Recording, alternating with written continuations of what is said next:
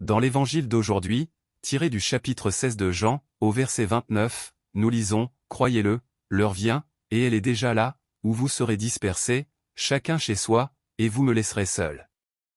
Mais je ne suis pas seul, car le Père est avec moi. » Les disciples s'illusionnent en pensant connaître désormais leur maître parce qu'il parle ouvertement, c'est-à-dire franchement, directement et courageusement, sans plus recourir aux paraboles ni aux comparaisons comme auparavant.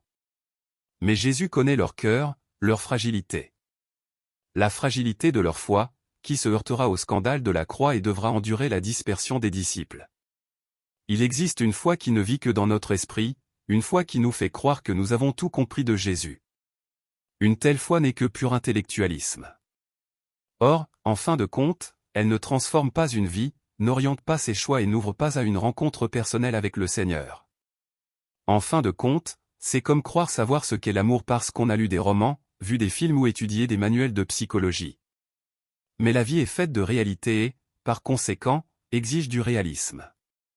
Une foi qui reste intellectuellement superficielle et ne se traduit pas par un profond désir de retrouver le Christ n'est pas la foi.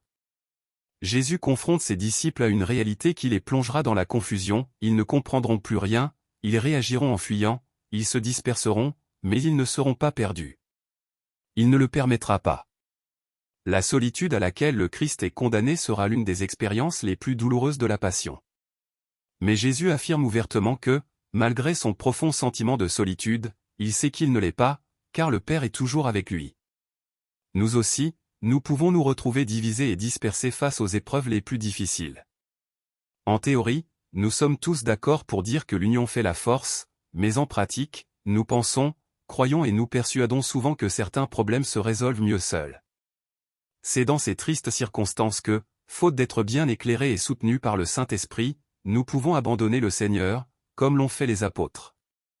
Jésus réaffirme l'importance vitale de la foi et d'une confiance totale, de ne pas nous reposer sur nos propres faiblesses, mais sur sa puissance divine. Il le répète aujourd'hui encore à son Église, « Ayez foi, car j'ai vaincu le monde. » Je souhaite à tous une journée sereine et paisible dans la paix du Seigneur.